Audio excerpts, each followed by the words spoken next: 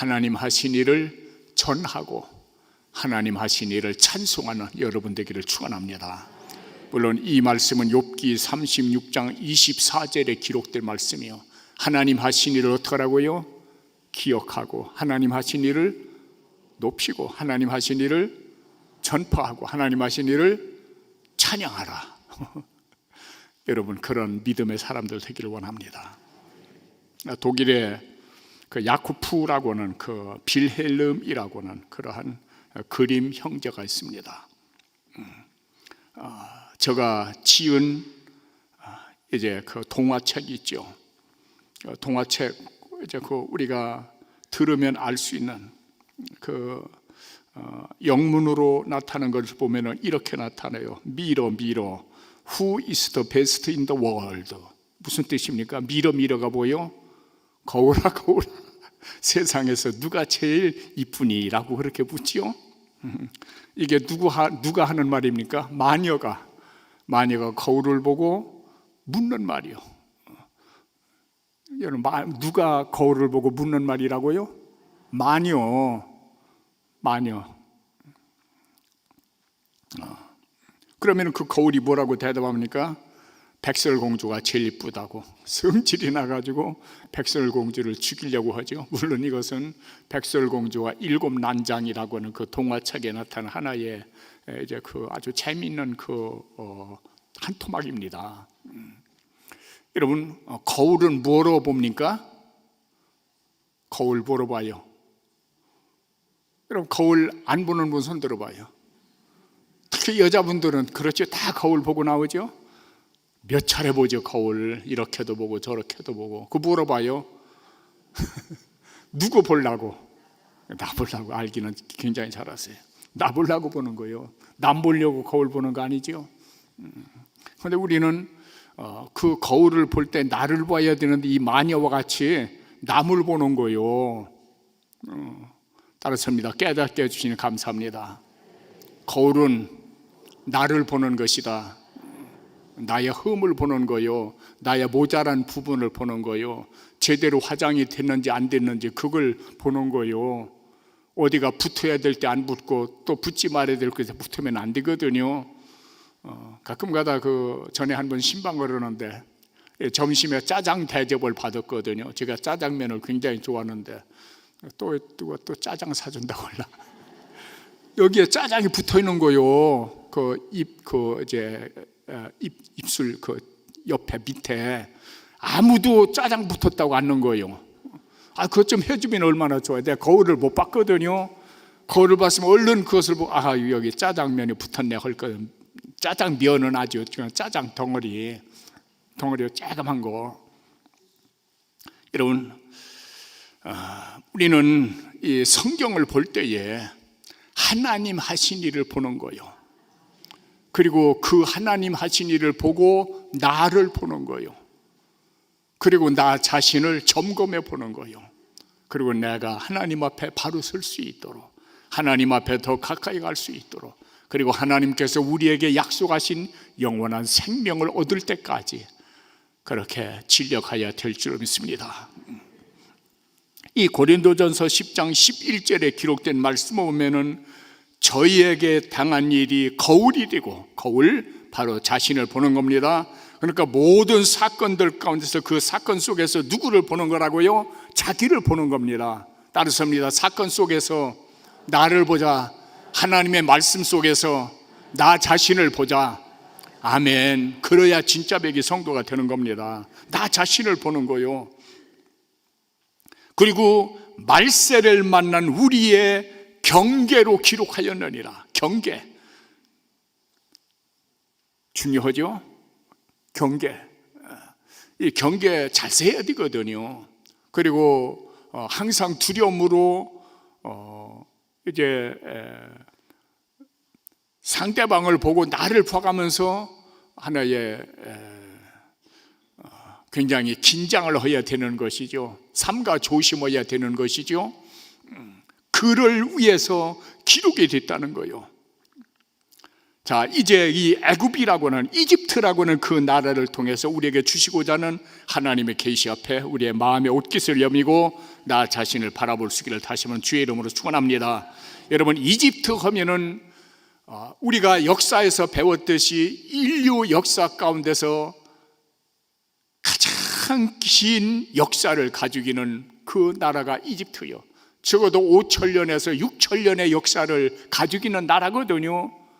조민회 장로 그렇죠? 이제 교장 선생님이셨으니까 고등학교 틀림없어요. 제가 여러 책을 한번 떠들어 봤거든요. 5,000년에서 6,000년의 역사를 가지고 있어요. 그리고 또 이집트는 뭡니까?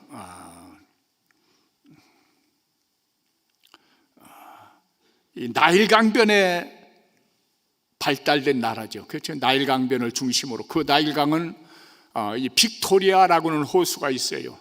세계에서 가장 아름다운 호수 하면은 빅토리아 호수거든요.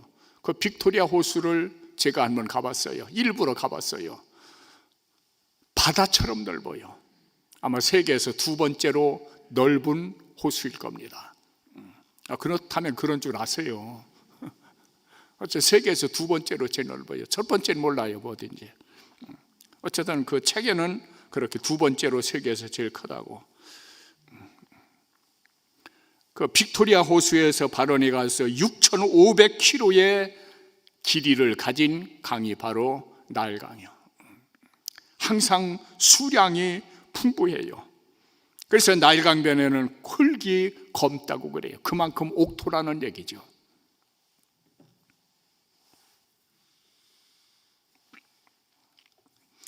그 나일강변에 많은 호텔과 또 이제 그 놀이시설, 또 식당들이 있는데 거의 다 외국인들이 지금은 다 차지하고 있어요. 이집트를 향해서 세계에서 가장 오래된 문명과 역사를 가진 나라예요. 그래서 이 성경은 그 이집트에 대해서 레바논의 백향목 같은 존재라고.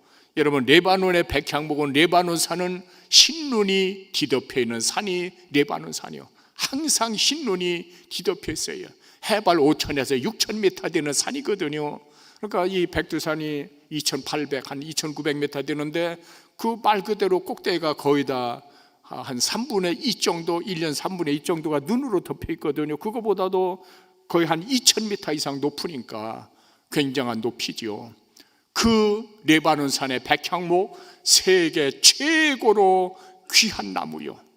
그래서 그 백향목으로 집을 지으면은 이런 이제 그 해충들이 물러간대요. 그만큼 좋은 향을 풍겨내는, 사람 건강에도 좋은 그런 백향목 나무, 적어도 20m 이상 자라는 그 백향목 나무, 그 백향목과 같은 존재가 바로 이집트였다는 거예요.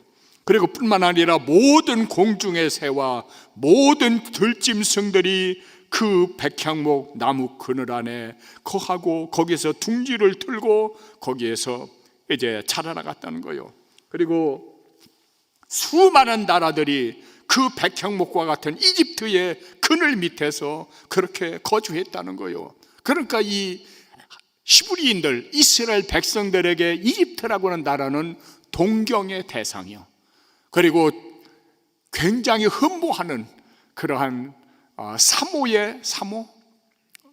사모한다고 해야 될까요? 어쨌든 간에 사모보다는 흠모의 대상이 바로 이집트요. 물질의 풍요, 그 부유함, 그 권세.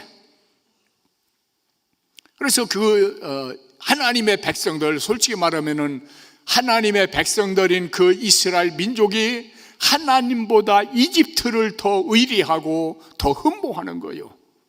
여러분, 하나님 마음이 기뻤을까요?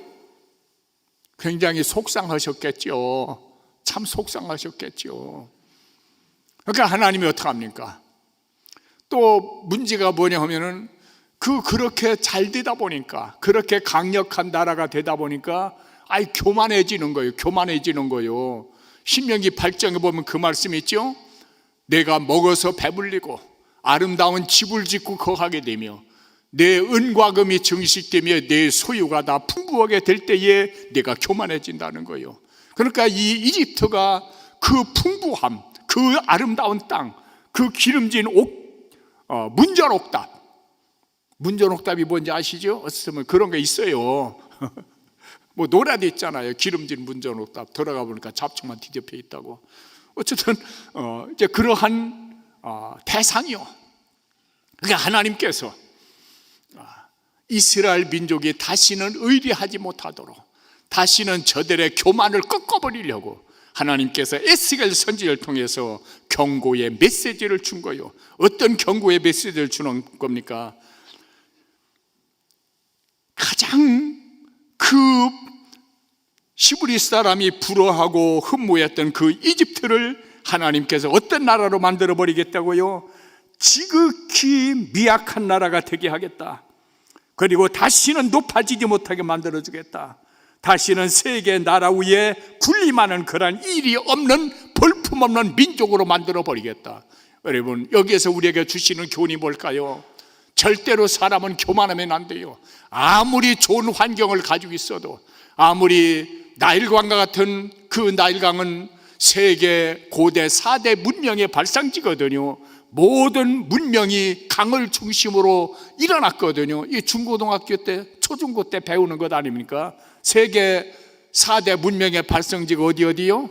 자, 이제 나일강, 또 중국의 황하강, 또 유브라테스 티그리스강, 또 인더스강, 이 4개의 강이 고대 4대 문명의 발상지거든요.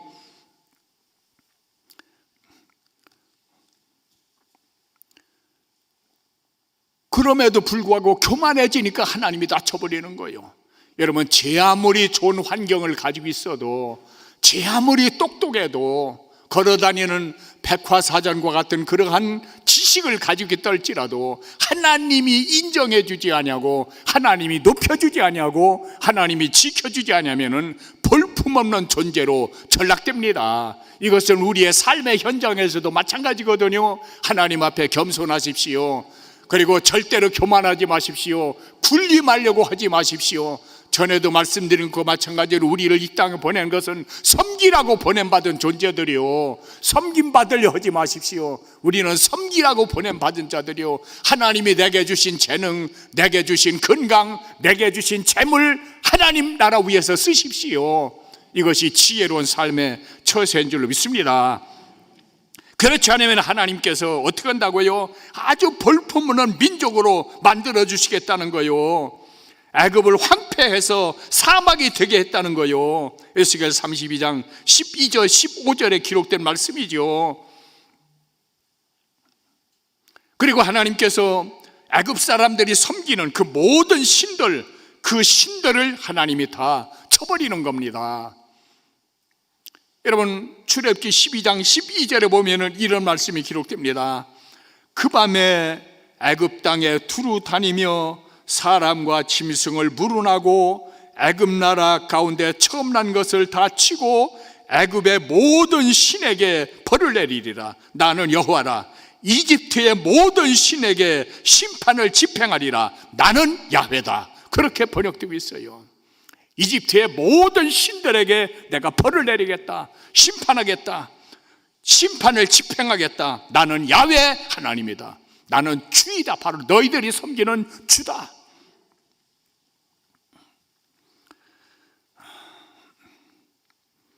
이를 볼 때에 애굽의 하나님이 이스라엘 백성을 애굽에서 출발시키기 위해서 10가지의 재앙을 내리죠. 10가지의 재앙을 내릴 때 첫 번째 재앙이 뭡니까? 나일 강물이 피로 변하는 거예요. 여러분, 나일 강은 모든 생명의 근원이었습니다. 그래서 나일 강에는 모든 것들은 그 이집트인들에게 신과 같은 존재였습니다. 나일 강에 개구리가 끓었거든요. 그 개구리 하피신입니다.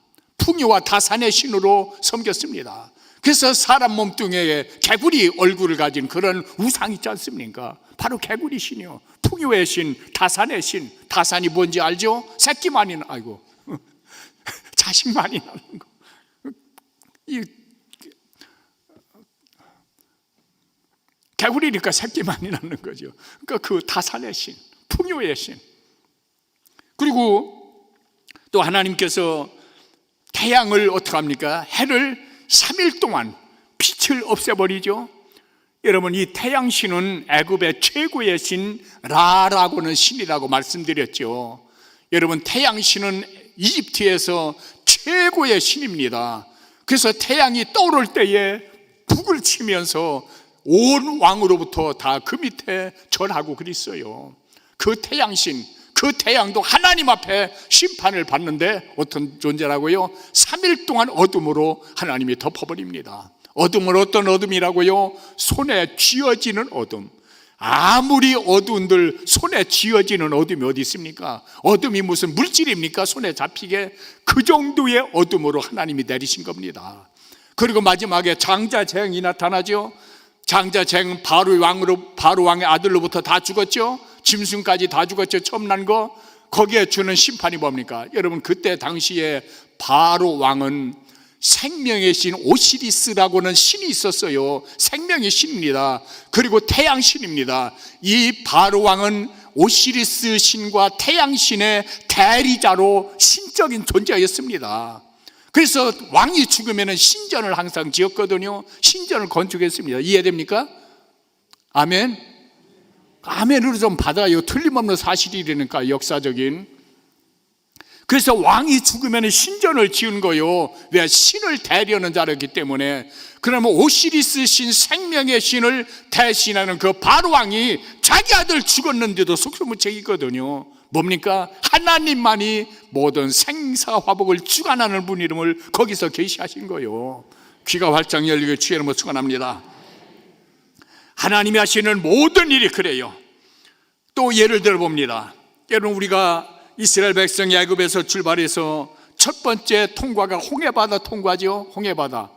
우리가 생각할 때에 그저 우리가 관념적으로 우리가 아는 지식으로 우리가 아는 상식으로는 그저 홍해바다 통과할 때에 한 길이는 기껏해야 여기에서 한 9월동 사무소 정도, 그 정도 넓이, 아니면은 깊이는 그저 어른 키 깊어야 한 2키 정도라, 더 깊으면 3키, 요 정도 생각하죠. 어떤 이 멍한 놈들이 그 신학자들이요.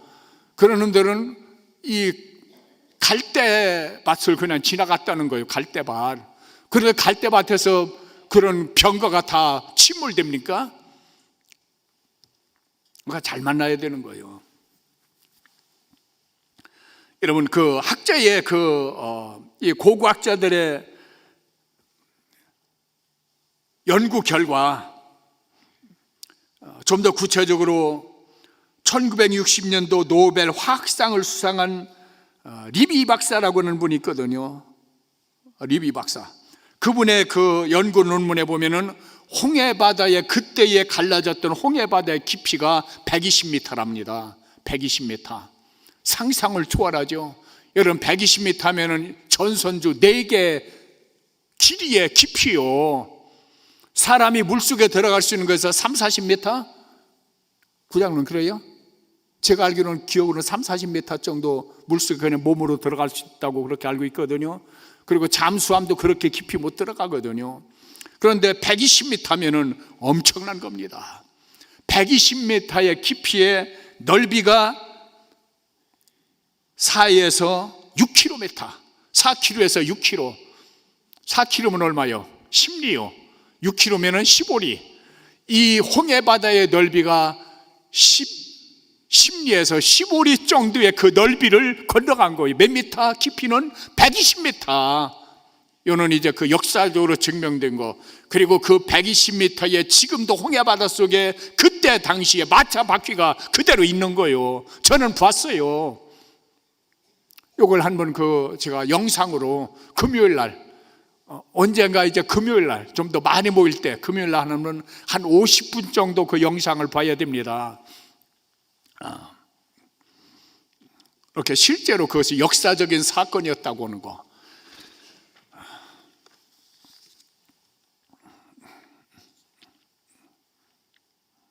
하나님이 하시는 일이요. 하나님이 하시는 일. 그러니까 우리는 그 하나님이 하시는 일이 어떻게 된다고요? 기억해야 되는 거예요. 그리고 하나님 하신 일을 높이는 거예요. 그리고 하나님 하신 일을 전파해야 되는 거예요. 그리고 하나님 하신 일을 찬송해야 되는 거예요. 이것이 우리가 할 일이요.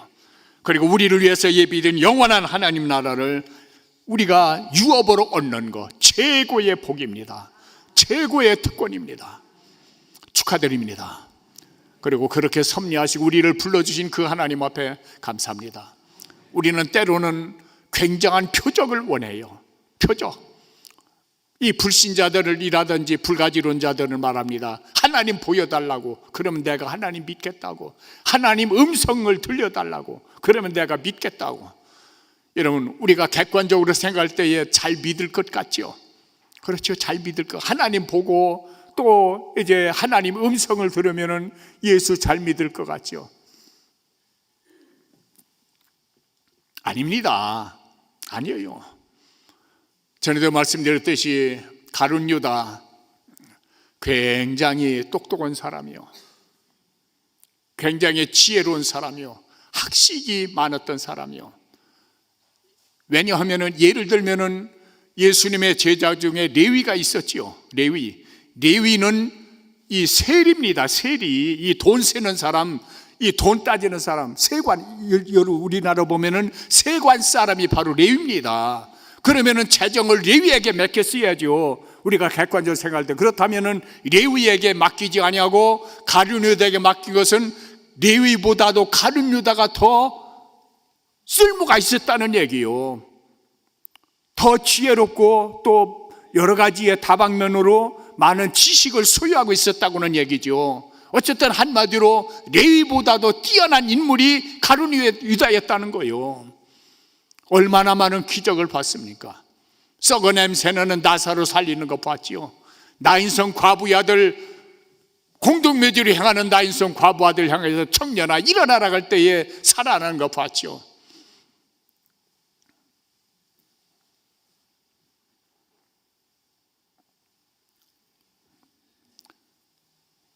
꼽추가 펴지는 거 봤죠. 안진뱅이 일어나는 거 봤죠. 귀머거리에 귀가 열리고 소경에 눈이 열리고 벙어리에 입이 열리는 것을 봤죠. 파도와 바람이 잠잠해지는 걸 봤죠. 물 위에 걷는 예수를 봤죠. 굉장한 믿음의 소유자가 됐겠죠. 그런데도 불구하고 마귀가 가룟 유다의 마음에 예수 팔려는 생각을 넣으니까 은30에 예수 팔고 자살하지 않습니까? 그걸 보면은 그 엄청난 이사와 기적과 표적을 보고도 다 돌아와야 될 것 같은데 실제 돌아온 사람들은 굉장히 드물어요. 애굽의 10가지의 재앙 속에서 하나님 앞에 돌아온 사람들 그렇게 많지 않습니다. 성경에는 여자와 어린아이를 제외한 애굽에서 나온 사람들이 60만 가량이요, 중다한 잡족과 심히 많은 생축이 저희와 함께 하였으니, 그러니까 중다한 잡족은 아브라함의 자손이 아닙니다. 그러니까 많은 애굽 사람들도 그 하나님의 기적을 보고 돌아왔다는 거예요. 객관적으로 보면은 애굽이 몽땅 돌아와서 하나님 섬겨야 되겠지요? 아닙니다. 기적 본다고 예수 잘 믿는다고요? 아닙니다. 그때 당시에는 야라고 할 수가 있겠죠. 그러나 좀 시간이 지나면은 안 되는 거예요. 그렇다면 왜냐하면 따라서 합니다. 믿음은 하나님의 선물이다. 아멘. 여러분, 믿음은 하나님의 선물입니다. 내가 가지고 싶어서 믿음을 갖는 게 아닙니다. 하나님의 선물이라고 성경은 기록하고 있거든요. 하나님의 선물 받은 여러분 축하드립니다. 여러분 복된 사람들입니다. 여러분 존귀한 사람들입니다. 하나님의 하신 일 기억하고 하나님 하신 일 높이고 그리고 전하고 찬송하고 하나님의 뜻을 이루어드리고 영원한 하나님 나라 유업으로 오는데 한 사람도 나고자 없기를 내가 주의 이름으로 축원합니다. 기도합니다. 아버지, 귀한 시간 마련해 주신 거 감사합니다. 하나님 하신 일 기억하고 하나님 하신 일 높이고 하나님 하신 일 전파하고 하나님 하신 일을 찬송하는 데 없어서는 아니들 은총의 포로들 다 되게 하여 주옵소서. 예수 그리스도 이름으로 감사하며 기도 올려옵나이다.